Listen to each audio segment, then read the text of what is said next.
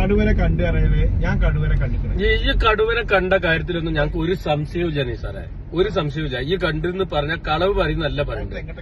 നിനക്ക് 3 കൊല്ലമായി ഈ കടുവനെ ഇവിടുന്ന് കണ്ടിട്ട് പറഞ്ഞേ. 3 കൊല്ലം എന്റെ വണ്ടിനെ ചാരിയിട്ടാണ് പോയി എന്നാ പറഞ്ഞേ.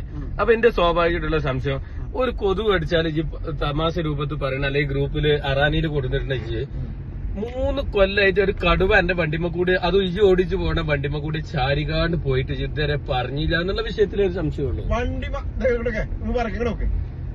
അതായത് വണ്ടിമ്മ ചാരി പോയി എന്നൊന്നും ഞാൻ പറഞ്ഞിട്ടില്ല.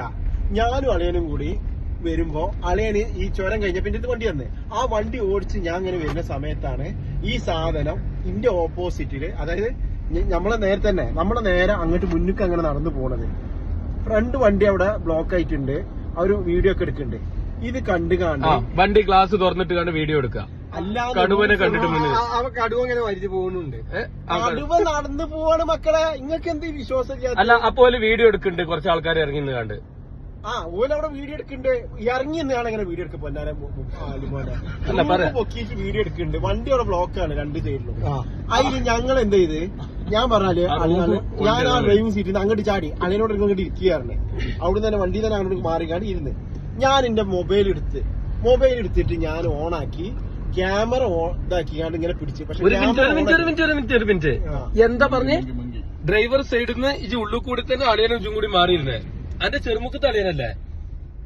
അല്ല, ചെറുമുക്ക് തളിയനല്ല. പൊന്നരച്ചങ്ങായി 90 കിലോ ഉള്ള അയാൾ ഈ ആൾട്ടോന്റെ ഉള്ളിൽ സീറ്റിൽ അങ്ങോട്ടും ഇങ്ങോട്ടും മാറിയിരുന്ന അവന്റെ വാപ്പ വല്ലാത്ത ജാതി തള്ളായിപ്പോയി.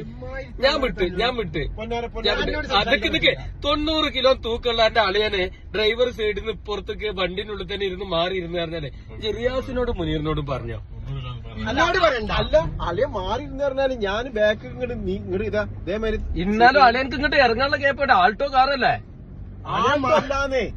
ഡിസൈർ അതൊക്കെ ഒരേ സ്പേസ് തന്നെ. അത് കൂടെ അവന്റെ വാപ്പാ. എനിക്ക് എന്നോട് പ്രശ്നം ഞാൻ തർക്കിക്കാനുമില്ല. പണ്ട് കാട്ടിലൊരു പ്രശ്നം ഉണ്ടായി.